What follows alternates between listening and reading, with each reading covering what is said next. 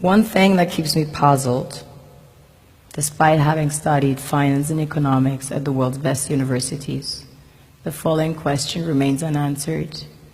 Why is it that 5,000 units of our currency is worth 1 unit of your currency, where we are the ones with the actual gold reserves? It's quite evident that the aid is in fact not coming from the West to Africa, but from Africa to the Western world. The Western world depends on Africa in every possible way, since alternative resources are scarce out here. So how does the West ensure that the free aid keeps coming? By systematically destabilizing the wealthiest African nations and their systems, and all that backed by huge PR campaigns, leaving the entire world under the impression that Africa is poor and dying and merely surviving on the mercy of the West.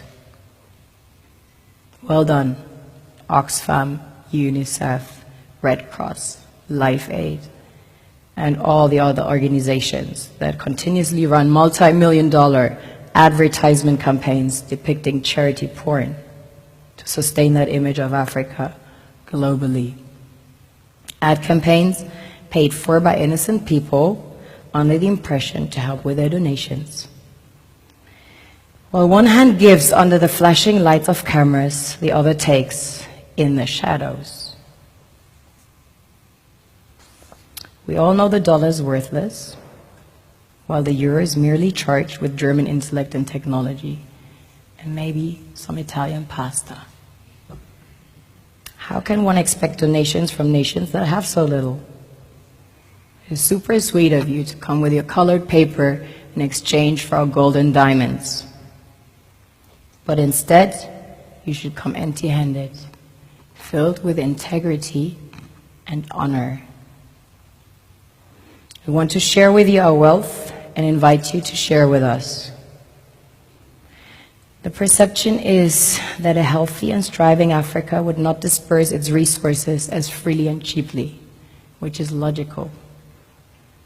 Of course, it would instead sell its resources at world market prices, which in turn would destabilize and weaken Western economies, established on the post-colonial free meal system.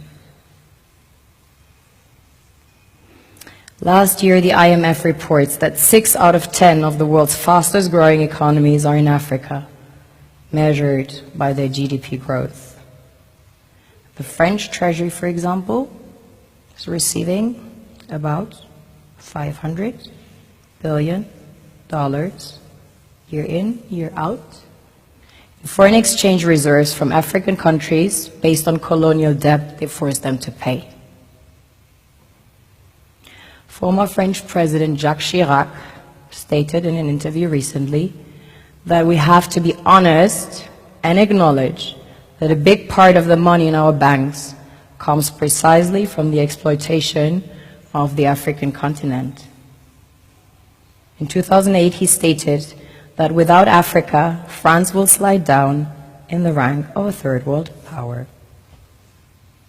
This is what happens in the human world, the world we have created. Have you ever wondered how things work in nature? One would assume that in evolution the fittest survives. However, in nature, any species that is overhunting, overexploiting the resources they depend on as nourishment, natural selection would sooner or later take the predator out, because it offsets the balance.